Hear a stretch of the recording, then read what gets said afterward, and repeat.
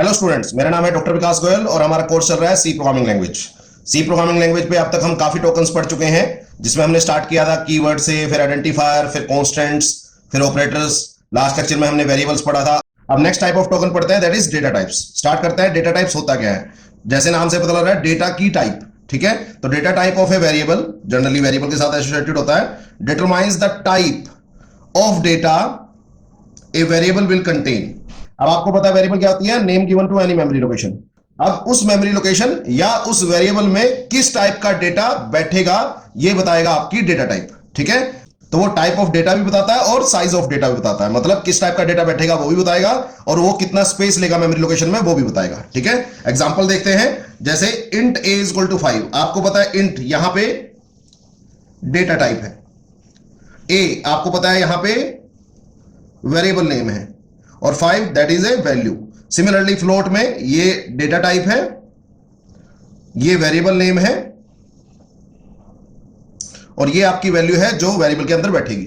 ठीक है, तो variable name just memory location का नाम है, और ये वैल्यूज जो है जो उन वेरिएबल के अंदर बैठेंगी। तो अब ये इंट क्या बताएगा? आपको पता है ये डेटा टाइप है, तो ये बताएगा variable will store integer value. Integer value कौन सी होती है? विदाउट डेसिमल पॉइंट, आपको पता होगा। तो इसका मतलब इस वेरिएबल में ए में आपका जो भी वैल्यू बैठेगी वो हमेशा इंटीजर टाइप की होगी। ठीक है, सिमिलरली यहां ये डेटा टाइप क्या बता रही है? Float. Variable will store a real constant या रियल वैल्यू, मतलब विद डेसिमल पॉइंट। तो बी में विद डेसिमल पॉइंट वैल्यू बैठ सकती है, और ए में सिर्फ विदाउट डेसिमल पॉइंट ही वैल्यू बैठ सकती है। तो पहली तो बात ये बताई कि किस टाइप का डेटा बैठेगा। साथ के साथ जो आपका इंटीजर है वो मेमोरी में 2 बाइट कंज्यूम करता है। इसके बारे में डिटेल से बात करेंगे, अगर आपको पता है बढ़िया, नहीं तो थोड़ी देर में बात करेंगे। ठीक है, और फ्लोट जो है वो आपकी मेमोरी लोकेशन में 4 बाइट्स की मेमोरी कंज्यूम करता है। तो आपको इंट और फ्लोट ने क्या क्या बताया? फर्स्ट, कि किस टाइप का डेटा बैठेगा वेरिएबल्स ए और बी के अंदर, और दूसरा ए और बी कितना मेमोरी स्पेस लेंगे इन द कंप्यूटर मेमोरी। तो ए लेगा 2 बाइट्स और बी लेगा 4 बाइट्स। तो अभी बात करेंगे इसके बारे में डिटेल से। होपफुली क्लियर हो गया होगा डेटा टाइप्स क्या काम करती हैं। साथ के साथ डेटा टाइप आपको यह भी बताती है कि उस वेरिएबल पे किस टाइप ऑफ ऑपरेशंस अलाउड है ऑन दैट वेरिएबल, कि उस वेरिएबल पे कौन कौन से ऑपरेशन लग सकते हैं। तो जैसे आपको पता है आपका मॉडुलो डिवीजन सिर्फ इंटीजर्स पे लगता है, फ्लोट पे नहीं लगता। तो जैसे किसी को इंटीजर डिफाइन किया तो मॉडुलो डिवीजन लगा सकते हैं, बट अगर जैसे फ्लोट डिफाइन किया बी, तो इस पे मैं मॉडुलो डिवीजन नहीं लगा सकता। सिमिलरली जो बिट वाइज ऑपरेटर्स होते हैं वो भी सिर्फ इंटीजर्स पे काम करते हैं। तो इस तरीके से आपको पता लग जाएगा कि हम किस वेरिएबल पे कौन सा ऑपरेशन लगा सकते हैं। तो 3 बातें पता लगी डेटा टाइप से। फर्स्ट, टाइप ऑफ डेटा किस टाइप का होगा, इंटीजर, फ्लोट, कैरेक्टर वगैरह। साइज ऑफ डेटा कितना मेमोरी स्पेस लेगा कंप्यूटर मेमोरी में, 1 बाइट, 2 बाइट, 4 बाइट। और लास्टली कि किस टाइप के ऑपरेशंस में लगा सकता हूं उस वेरिएबल्स पे। तो जैसे मॉडुलो डिवीजन और बिटवाइज ऑपरेटर सिर्फ इंटीजर्स पे अलाउड होते हैं। क्लियर हो गया? होपफुली पता लगा होगा कुछ नया। अब नेक्स्ट स्लाइड में और डिटेल में इनके बारे में बात करते हैं। ठीक है, ओके। नेक्स्ट है types of data types in C language. भाई सी लैंग्वेज में डेटा टाइप कितने टाइप की होती हैं? तो प्राइमरली सारी की सारी डेटा टाइप्स जो है वो 3 कैटेगरी में डिवाइड की जाती हैं: basic data types, derived data types और user defined data types. Basic data types को आप प्रिमिटिव डेटा टाइप्स भी बोलते हैं, प्राइमरी डेटा टाइप्स भी बोलते हैं, बिल्ट इन डेटा टाइप्स भी बोलते हैं, और फंडामेंटल डेटा टाइप्स भी बोलते हैं। तो ये सारे इसके अल्टरनेट नाम है, तो किसी भी नाम से आ जाए तो कंफ्यूज मत हो जाना। अब बेसिक डेटा टाइप को फर्दर 5 कैटेगरी में डिवाइड किया जाता है: integer data type, floating point data type, void data type, boolean data type और कॉम्प्लेक्स डेटा टाइप। ठीक है, अब ये 2 data types that is boolean और complex was added in year 1999। तो ईयर 1999 में सी प्रोग्रामिंग लैंग्वेज दोबारा मॉडिफाई हुई थी, और उसमें कुछ नए डेटा टाइप्स ऐड किए गए थे। उस वर्जन को बोलते हैं C99। ठीक है, उसके अलावा जो इंटीजर डेटा टाइप है वो फर्दर 2 टाइप की, इंट और कैर, अब इसके बारे में बात करेंगे। फ्लोटिंग पॉइंट डेटा टाइप को फर्दर कैटेगराइज किया जाता है फ्लोट और डबल में, और एक है वॉइड, अब इसके बारे में बात करेंगे। अब बेसिक डेटा टाइप के अलावा होती है डिराइव्ड डेटा टाइप। तो डिराइव्ड डेटा टाइप में कौन कौन से डेटा टाइप्स आते हैं? Arrays, functions, pointers, references. तो जब इन टॉपिक्स को पढ़ेंगे तो हम ज्यादा डिटेल में बात करेंगे, और इनको डिराइव्ड डेटा टाइप क्यों कहते हैं इसके बारे में बात करेंगे। साथ के साथ तीसरी टाइप ऑफ डेटा टाइप है यूजर डिफाइंड डेटा टाइप। तो यूजर डिफाइंड डेटा टाइप को यूजर डिफाइंड क्यों कहते हैं अभी बात करेंगे इस लेक्चर में लास्ट में। और हमारे पास कुछ ऑप्शन है: structures, union, enumerations, type def. तो सी लैंग्वेज में डेटा टाइप्स कितने टाइप की है होपफुली आपको समझ आ गया होगा। स्टिल कोई पॉइंट ऑफ डाउट होगा तो just feel free to ask. ठीक है, अब आगे चलते हैं। अब लास्ट स्लाइड में हमने बात की कि बेसिक डेटा टाइप्स कौन सी होती हैं: int, char, float, double, etcetera. ठीक है, तो ऐसा नहीं है कि वो data types as it is आएंगे, उनके साथ कुछ मॉडिफायर्स भी ऐड कर सकते हो। मॉडिफायर्स क्या करते हैं? These are the keywords. पहली बात तो यूज टू मॉडिफाई। मॉडिफाई का मतलब होता है इंक्रीज और decrease the size of existing built in data types. तो जो existing built in data types है, अगर आपको उसका साइज कम या ज्यादा करना है तो आप मॉडिफायर्स की हेल्प ले सकते हैं। ठीक है, तो कुछ एग्जांपल है हमारे पास मॉडिफायर के: शॉर्ट, लॉन्ग, साइंड, अनसाइंड। तो हम इनके बारे में डिटेल में बात करेंगे नेक्स्ट स्लाइड में। तो आपको पता होना चाहिए कि इनको क्या बोलते हैं, मॉडिफायर्स। ठीक है, क्यों कहते हैं मॉडिफायर्स? क्योंकि existing built in data types का साइज कम भी कर सकते हैं और ज्यादा भी कर सकते हैं, सीखेंगे नेक्स्ट स्लाइड में। तो अब एक कंसेप्ट और है, होपफुली मैक्सिमम बच्चों को पता होगा, बट आगे बढ़ने से पहले फिर भी मैं एक बार रिवाइज करा देता हूं। Units to measure computer memory. तो कंप्यूटर मेमोरी को किस किस यूनिट्स में मापा जा सकता है? तो आपको पता होना चाहिए जो स्मॉलेस्ट यूनिट यूज होती है that is called as bit. तो बिट क्या होती है? एक सिंगल मेमोरी लोकेशन, या तो वहां 1 स्टोर होगा या 0 स्टोर होगा, तो बिट होती है सिंगल डिजिट। ओके, तो इसको बोलते हैं बिट। उसके बाद होता है निब्बल। निब्बल होता है बच्चे 4 बिट्स के कॉम्बिनेशन से आपका निब्बल बनता है। उसके बाद होता है बाइट। बाइट सबसे ज्यादा यूज होती है, तो 8 बिट्स के कॉम्बिनेशन से आपकी बाइट बनती है। तो याद रखना, तो निब्बल में 4 बिट्स आती हैं और बाइट में 8 बिट्स आती हैं। क्लियर हो गया? उसके बाद होता है किलोबाइट। किलोबाइट होता है 1024 बाइट्स। आप इसको 2⁻10 भी लिख सकते हैं और बाइट्स को शॉर्ट फॉर्म में बी लिखते हैं, या कई बार इसको अप्रोक्सीमेटली 10⁻3 भी लिखते हैं, क्योंकि ये 1024 है और 10⁻3 होता है आपका क्या, 1000। तो 1024 ऑलमोस्ट सेम हो गया। तो एक्चुअल में तो ये होता है, बट कई बार अप्रोक्सीमेटली ये वैल्यू लेके चलते हैं। तो किलोबाइट को केबी से भी डिनोट करते हैं, तो होपफुली आपने नाम सुना होगा केबी काफी बार। उसके बाद होता है मेगाबाइट, उसको एमबी बोलते हैं। तो एमबी होता है 1024 किलोबाइट। अब आपको पता है 1024 का मतलब 2⁻10 होता है और किलोबाइट में फर्दर 2⁻10 बाइट होते हैं। तो अगर मैं बाइट्स में कन्वर्ट करूं तो 2⁻20 बाइट्स बनेगी। और सिमिलरली अगर मैं इसको 10⁻पावर में लिखूंगा तो ये डबल हो जाएगा, 10⁻3 का 10⁻6 हो जाएगा। होपफुली समझ आ गया होगा। स्टिल कोई पॉइंट आउट डाउट होगा तो पूछ लेना। नेक्स्ट है गीगाबाइट, इसको शॉर्ट फॉर्म में बोलते हैं जीबी। काफी बार सुना होगा, 1 GB रैम है, 2 GB रैम है, 4 GB रैम है, 500 GB हार्ड डिस्क है, इस तरह से। तो ये होता है 1024 MB के बराबर। तो अगर MB को मैं डायरेक्टली बाइट में बदलूंगा तो ये 2⁻10 है, ये 2⁻10 है, ये 2⁻10 है, तो 2⁻30 बाइट हो जाएगा ये। और अगर मैं 10 में लिखूंगा तो 10⁻9 बाइट हो जाएगा। ठीक है, तो कैपिटल बी लिख लो या बाइट्स लिख लो, एक ही बात है। ओके, उसके बाद टेराबाइट होता है 1024 GB, तो ये 2⁻40 हो जाएगा और यहाँ 10⁻12 हो जाएगा, क्योंकि 10⁻3 हर बार बढ़ रहा है। ठीक है, सिमिलरली पेटाबाइट क्या होगा, 1024 टेराबाइट, टीबी बोलते थे इसको और इसको पीबी बोलते हैं। तो 2⁻50 बाइट और शॉर्ट फॉर्म में लिखेंगे 10⁻15 बाइट्स। यहाँ पावर 10 बढ़ रही है, यहाँ पावर 3 बढ़ रही है। इसी तरह ये 1024 पीबी 2⁻60 बाइट्स और 10⁻18 बाइट्स। होपफुली पता होगा सब बच्चों को, मैं जस्ट वैसे ही रिपीट करा रहा हूं, तो अगर किसी को पता नहीं होगा तो समझ लेगा। तो ये 1024 एक्साबाइट हो गया, तो ये 2⁻70 बाइट्स और 10⁻21 बाइट्स। ओके, सिमिलरली जेटाबाइट हम समझ चुके हैं, योटाबाइट है लास्ट। योटाबाइट है 1024 जेटाबाइट, तो 2⁻80 बाइट हो जाएगा और 10⁻24 हो जाएगा। तो होपफुली समझ आ गया होगा। तो आपको जो ज्यादातर जरूरत पड़ने वाली है वो बाइट की, तो बाइट होती है 8 बिट। तो ये बात याद रखना, और बिट का मतलब तो सिंगल डिजिट होती है। तो होपफुली कोई डाउट नहीं होगा। अब आगे करते हैं। अब नेक्स्ट समझते हैं रेंज कैसे निकालते हैं। रेंज निकालने के लिए आपको एक एन की जरूरत पड़ेगी। एन का मतलब नंबर ऑफ बिट्स होता है, तो याद रखना नंबर ऑफ बिट्स है। तो बिट्स आपको पता है, तो अगर कुछ और यूनिट आई तो आप उसको बिट में कन्वर्ट कर सकते हैं। तो अब आपको पता है 2 तरह के नंबर्स होते हैं, एक होता है साइंड नंबर, एक होता है अनसाइंड नंबर। साइंड नंबर होता है जिसमें आपका प्लस माइनस दोनों आ सके, जैसे +10 -10 -1 लाख वगैरह वगैरह। तो साइंड नंबर होता है जिसमें साइन लगा होता है, प्लस और माइनस दोनों अलाउड है। दूसरा होता है अनसाइंड, इसमें सिर्फ प्लस के आते हैं, तो इसमें माइनस के नंबर नहीं होते। तो साइंड नंबर की कभी रेंज निकालनी हो तो उसका फॉर्मूला होता है -2⁻n-1 टू 2⁻n-1 ये फॉर्मूला होता है साइंड नंबर्स का रेंज निकालने की। और दूसरा है अनसाइंड का, स्टार्ट होता है 0 से, नेगेटिव नहीं होते, ऑब्वियसली कहां से स्टार्ट होगा 0 से, टू 2⁻n-1। बस आपको एक चीज याद रखनी है, फॉर्मूला याद रखना है, और आपको याद रखना है n जो है वो नंबर ऑफ बिट्स है। अब जब हम नेक्स्ट टेबल पढ़ेंगे तो आपको इस फॉर्मूले का यूज करके दिखाएंगे, तो होपफुली आपको समझ आ जाएगा। तो कई बार ये फॉर्मूला डायरेक्ट पूछ लिया जाता है, तो ये फॉर्मूले जो है काफी इंपॉर्टेंट है, ध्यान रखिएगा। ठीक है, ओके। अब स्टार्ट करते हैं। First type of data type that is int. आपको पता है इंट क्या होती है? विदाउट डेसिमल पॉइंट जो भी नंबर होगा that will be called as integer और इंट। तो इंट को हम फर्स्टली 2 कैटेगरी में डिवाइड करते हैं, साइंड और अनसाइंड। तो साइंड इंट और अनसाइंड इंट। आपको पता है साइंड इंट क्या होता है? जिसमें पॉजिटिव और नेगेटिव दोनों अलाउड हो, यानी प्लस का भी नंबर आ सके और माइनस का भी नंबर आ सके। और अनसाइंड कौन सा होता है? जिसमें सिर्फ पॉजिटिव नंबर अलाउड होते हैं, नेगेटिव नंबर अलाउड नहीं होते। अब बाय डिफॉल्ट जो आपके इंटीजर होते हैं वो साइंड होते हैं, तो बाय डिफॉल्ट साइंड होते हैं, सो ऑप्शनल। तो जब आप इसको लिखोगे तो साइंड वर्ड लिखना ऑप्शनल है, बट अनसाइंड लिखना मस्ट है।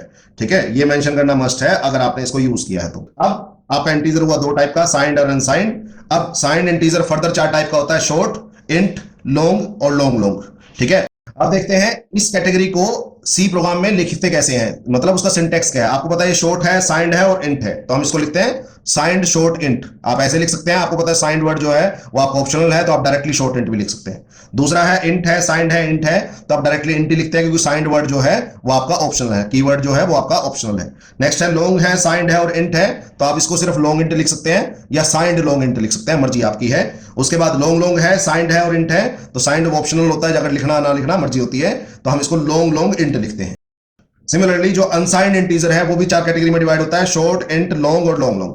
तो इस कैटेगरी को देखते हैं, तो ये शॉर्ट है, अनसाइंड है और इंट है, तो आप इसको कैसे लिखते हैं सी प्रोग्राम में, अनसाइंड शॉर्ट इंट, क्योंकि ये ऑप्शनल नहीं होता, इसको आपको लिखना मस्ट होता है अगर आपने अनसाइंड वर्जन लिया है तो। मतलब अगर आपके प्रोग्राम में सिर्फ पॉजिटिव नंबर यूज हुए हैं तो आप अनसाइंड डिक्लेयर कर लो उसको, अगर पॉजिटिव नेगेटिव दोनों आ सकते हैं तो साइन डिक्लेयर कर लो, ठीक है। अब दूसरी कैटेगरी है इंट है, अनसाइंड है, इंट है, तो आप इसको अनसाइंड इंट लिखते हैं। तीसरी कैटेगरी है लॉन्ग है, अनसाइंड है, इंट है, तो इसको अनसाइंड लॉन्ग इंट लिख सकते हैं। और लॉन्ग लॉन्ग अनसाइंड और इंट है, तो long unsigned long long int है। तो ये आपको पता होना चाहिए, होपफुली कोई डाउट नहीं होगा। अब नेक्स्ट देखते हैं कितनी कितनी मेमोरी रिक्वायरमेंट होती है। फर्स्ट होता है शॉर्ट इंट, शॉर्ट इंट को चाहिए 2 बाइट्स, ठीक है, याद रखिएगा। और आपको पता है बाइट किसके बराबर होती है, 8 बिट्स के, तो 2 बाइट्स किसके बराबर होगी, 16 बिट के। तो होपफुली समझ आ गया होगा 16 बिट क्यों लिखा मैंने।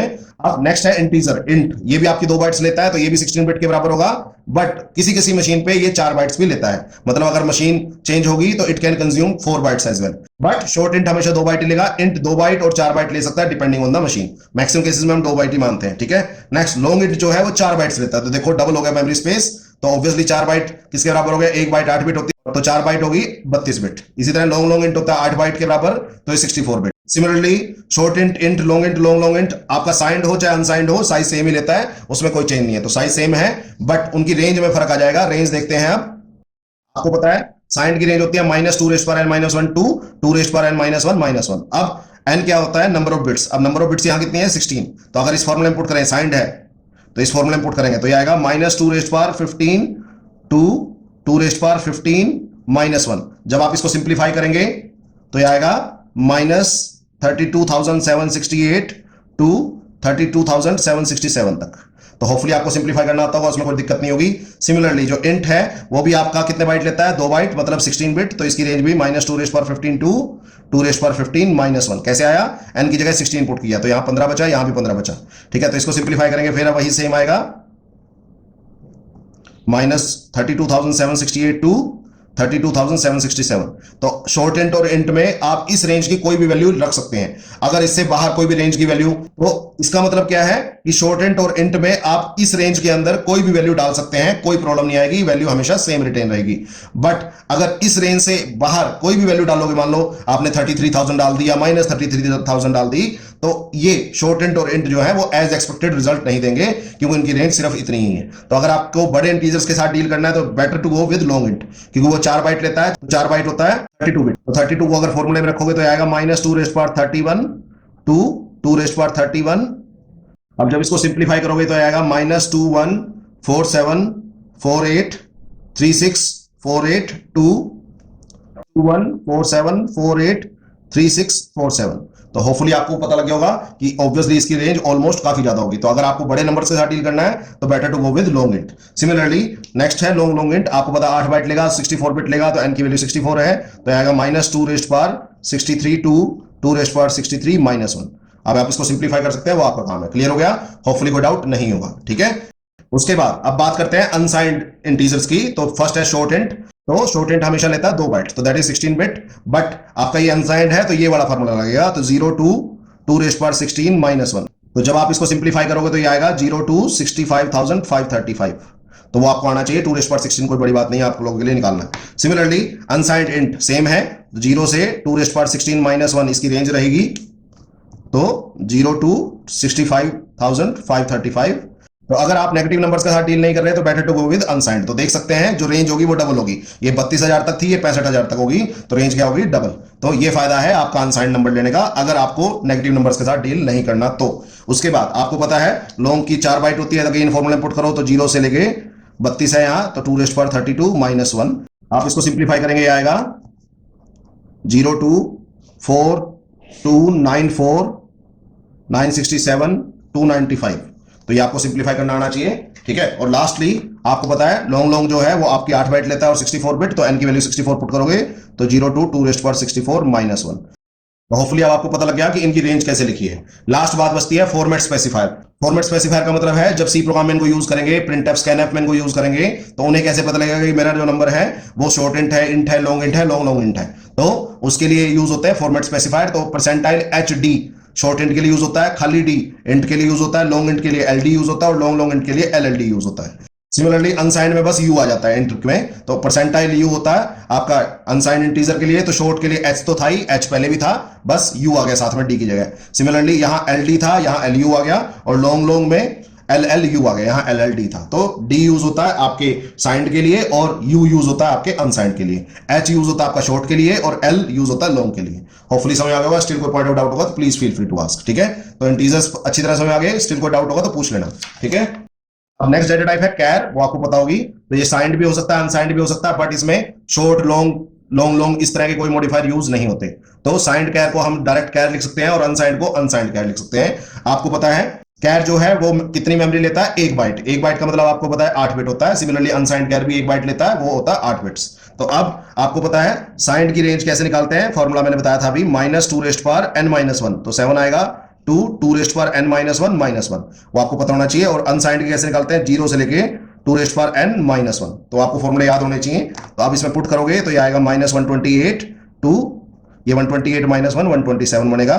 सिमिलरली ये 0 टू 255 बनेगा। तो आप देख सकते हैं रेंज डबल होगी। तो दोनों के लिए फॉर्मेट स्पेसिफायर यूज होता है परसेंटाइल सी, ठीक है। इसके बारे में जब प्रोग्राम करेंगे तो ज्यादा अच्छी तरह बात करेंगे। अब नेक्स्ट है float data type, contains number with decimal point. तो अगर डेसिमल पॉइंट में कोई नंबर हो तो उसको स्टोर करता है फ्लोट डेटा टाइप, ठीक है। तो फ्लोट डेटा टाइप में साइंड और अनसाइंड वर्जन नहीं होते, बाय डिफॉल्ट सारे अनसाइंड ही होते हैं। और शॉर्ट वगैरह इसमें मॉडिफायर अलाउड नहीं है, सिर्फ एक लॉन्ग मॉडिफायर अलाउड है। तो फ्लोट में फर्स्ट ऑप्शन है फ्लोट, सेकंड ऑप्शन है डबल और थर्ड ऑप्शन है लॉन्ग डबल। फ्लोट आपको याद रखना है कि 4 बाइट्स कंज्यूम करता है, और 4 बाइट्स का मतलब आपको पता है 32 बिट्स होता है। और किसी किसी मशीन पे 8 बाइट्स भी मांगता है, बट मैक्सिमम टाइम हम 4 बाइट की बात करते हैं। डबल लेता है 8 बाइट्स, तो 8 बाइट आपको पता है 64 बिट। और लॉन्ग डबल लेता है 10 बाइट्स, आपको पता है 1 बाइट में 8 बिट होता है, तो 10 बाइट्स में 80 बिट होंगे। और किसी किसी मशीन पे ये 12 बाइट्स भी लेता है, ठीक है। बट मैक्सिमम केसेस में आप यही यूज करेंगे जो मैंने फर्स्ट ऑप्शन में बताया। अब फ्लोट की जो रेंज है, अगर उसके लिए फॉर्मूला याद करोगे तो काफी टिपिकल पड़ता है, तो डायरेक्ट क्लाइम करना बेटर है। तो 3.4 ई आपको पता होगा क्या होता है, 10 टू द पावर। जो इसके पीछे लिखा हुआ है वो 10 की पावर में है। -38 टू 3.4 ई प्लस 38, ठीक है। उसके बाद डबल की है 1.7 ई -308। तो आप देख सकते हैं 10 की पावर -308 कितना छोटा हो गया नंबर से 1.7 ई प्लस 308। सिमिलरली आपकी इसमें रेंज है 3.4 ई -4932। तो देखो 10 की पावर है -4932, तो कितनी ज्यादा होगी, टू 1.1 ई प्लस 4932। तो ये आपको याद होनी चाहिए। और इसका फॉर्मेट स्पेसिफायर यूज होता है परसेंटाइल एफ, डबल के लिए यूज होता है परसेंटाइल एल एफ, और लॉन्ग डबल के लिए यूज होता है परसेंटाइल कैपिटल एल। तो यहां ध्यान रखना है ये कैपिटल एल है, ये स्मॉल एल है, तो कैपिटल एल एफ। तो होपफुली समझ आ गया। तो होपफुली अब इंटीजर, कैर और फ्लोट डेटा टाइप्स में कोई डाउट नहीं होगा। मैंने सबकी मेमोरी रिक्वायरमेंट डिस्कस कर दी, रेंज डिस्कस कर दी और फॉर्मेट स्पेसिफायर डिस्कस कर ली। सिमिलरली कैरेक्टर और फ्लोट के भी मेमोरी रिक्वायरमेंट, रेंज और फॉर्मेट स्पेसिफायर्स की। तो ये आपको याद होनी चाहिए। जब आप प्रोग्रामिंग करेंगे तो इन सब चीजों की आपको जरूरत पड़ेगी, ठीक है। फॉर्मूला याद होगा अगर साइंड अनसाइंड की रेंज का, तो आप रन टाइम पे भी उसकी रेंज निकाल सकते हैं, तो कोई दिक्कत नहीं है। एक बात आपने नोट की होगी, साइंड से डबल रेंज है अनसाइंड की। तो अगर आप नेगेटिव नंबर आपको नहीं चाहिए किसी प्रोग्राम में, तो better to go with unsigned, जिससे उसकी रेंज डबल हो जाएगी, ठीक है। ओके, तो अब maximum built in data types के बारे में हम समझ चुके हैं। होपफुली कोई डाउट नहीं बचा होगा। अब कुछ नाम और थे आपकी टाइप्स ऑफ डेटा टाइप में, हम उनको भी ब्रीफ कर देते हैं। फर्स्ट डेटा टाइप थी वॉइड डेटा टाइप। तो it is a empty data type that has no value. तो ऐसी डेटा टाइप जिसकी कोई वैल्यू नहीं होती। तो इसका यूज पड़ेगा आप जब फंक्शंस और पॉइंटर्स पढ़ेंगे, तो हम इसके बारे में ज्यादा डिटेल में बात करेंगे। जनरली कई बार फंक्शन ऐसे होते हैं जो कुछ रिटर्न नहीं करते, तो जो कुछ रिटर्न नहीं करता हमेशा उसके साथ वॉइड लगाते हैं। क्लियर हो गया। जैसे एग्जांपल लिख लें, वॉइड सम इंट ए इंट बी। कोशिश कीजिएगा समझने की। अब फंक्शन की इस डिक्लेरेशन में ये होता है फंक्शन का नाम। तो फंक्शन का नाम ये होता है वो क्या लेगा, दैट इज टेक, और ये होता है वो क्या रिटर्न करेगा। तो आप देख सकते हैं यहां सम नाम का फंक्शन है, 2 इंटीजर लेगा और कुछ नहीं रिटर्न करेगा। तो ये फायदा है वॉइड रिटर्न टाइप का। जब आपको कुछ नहीं बोलना हो तो वॉइड लिखते हैं। क्लियर हो गया। नेक्स्ट होती है derived data type. Derived data type होती है ऐसी data types which are derived from built in और प्रिमिटिव डेटा टाइप्स। तो जो प्रिमिटिव डेटा टाइप्स हैं, इंट है, फ्लोट है, कैर है, डबल है, वर्ड है, इनकी हेल्प से जो नई डेटा टाइप्स बनती हैं उनको बोलते हैं डिराइव्ड डेटा टाइप्स। तो समटाइम्स इट इज कॉल्ड है सेकेंडरी डेटा टाइप भी इसका नाम होता है। और इनके एग्जांपल मैंने बताए थे arrays, functions, pointers, references etcetera. तो इनके बारे में हम डिटेल में बात करेंगे जब हम इन टॉपिक्स पे पहुंचेंगे, अभी जरूरत नहीं है। और लास्ट है यूजर डिफाइंड डेटा टाइप। तो ऐसी डेटा टाइप जिनका साइज और स्ट्रक्चर जो है वो यूजर डिफाइन करता है। कौन डिफाइन करता है? यूजर। यूजर का मतलब प्रोग्रामर, जिसने प्रोग्राम बनाया हो वो डिफाइन करता है। उस डेटा टाइप्स को बोलते हैं यूजर डिफाइंड डेटा टाइप। जैसे इंट, फ्लोट, कैर, डबल, इनका साइज ना तो आप कभी बदल सकते और ना इनका स्ट्रक्चर बदल सकते, but user defined data types में आप नई टाइप की डेटा टाइप्स डिफाइन कर सकते हैं। उसका स्ट्रक्चर भी आपकी चॉइस का होगा और उसका साइज भी आपकी चॉइस का होगा, इसलिए उनको यूजर डिफाइंड बोलते हैं, क्योंकि यूजर उनका साइज बता रहा है और स्ट्रक्चर बता रहा है। ठीक है, तो उनको बोलते हैं यूजर डिफाइंड डेटा टाइप्स। कुछ एग्जांपल हैं structures, union, enumeration, typedef etcetera. तो इनके बारे में हम डिटेल में बात करेंगे जब इन टॉपिक्स पे पहुंचेंगे। तो होपफुली आपको डेटा टाइप्स का मतलब समझ में आ होगा। डेटा टाइप्स क्या होती है? Type of data a variable can store और कंटेन, उसको बोलते हैं उसकी डेटा टाइप। तो डेटा टाइप के बेसिक्स के बारे में हमने बात की।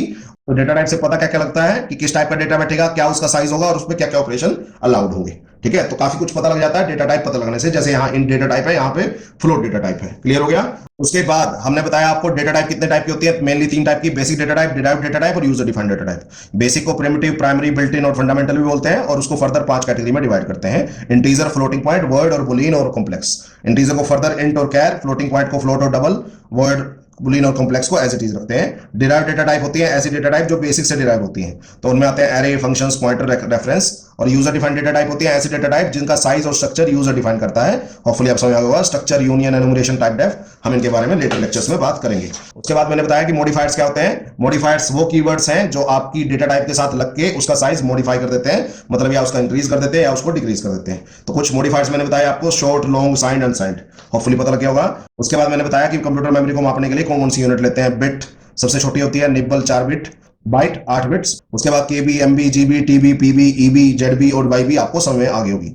उसके बाद काफी इंपॉर्टेंट 2 फॉर्मुलाइज कराए मैंने। कभी भी आपको रेंज निकालनी हो साइंड नंबर की और अनसाइंड नंबर की, तो साइंड नंबर में होती है -2n-1 टू 2n-1 -1, और अनसाइंड में होती है 0 टू 2n-1। फर्क क्या होता है साइंड अनसाइंड में? साइंड जो है पॉजिटिव नेगेटिव नंबर दोनों कंटेन करता है और अनसाइंड सिर्फ पॉजिटिव नंबर कंटेन करता है। ठीक है, और एन यहाँ क्या होता है? Number of bits. तो ये दोनों फॉर्मुले काफी इंपॉर्टेंट है और काफी बार एग्जाम में रिटन टेस्ट में पूछे जाते हैं। कई बार आपको फॉर्मुले डायरेक्ट पूछ लिए जाते हैं और कई बार आपको एन दे दिया जाता है और आपसे उसकी वैल्यू पूछते हैं, साइंड की और अनसाइंड की रेंज की। ठीक है, उसके बाद मैंने बताया कि डेटा टाइप इंट जो है वो साइंड भी हो सकती है, अनसाइंड भी हो सकती है। साइंड में भी short, int, long, long, long, और अनसाइंड में भी शॉर्ट, इंट, लॉन्ग और लॉन्ग लॉन्ग वर्जन अवेलेबल है। तो इनका सबका साइज आपको बताया। अब साइज से रेंज कैसे निकालते हैं वो मैंने फॉर्मूले लास्ट स्लाइड में बताए थे।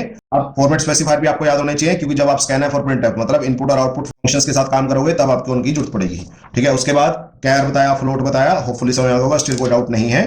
ठीक है, तो नेक्स्ट है वर्ड डेटा टाइप। ऐसी डेटा टाइप जो खाली होती है, उसके पास कोई वैल्यू नहीं होती। तो कहां काम आती है? जनरली फंक्शंस और पॉइंटर्स में। तो जैसे मैंने एक एग्जांपल लिया था, सम नाम का फंक्शन है, 2 इंटीजर ले रहा है और कुछ रिटर्न नहीं कर रहा, तो that is the great thing about it कि आपने बता दिया कुछ नहीं देगा वो।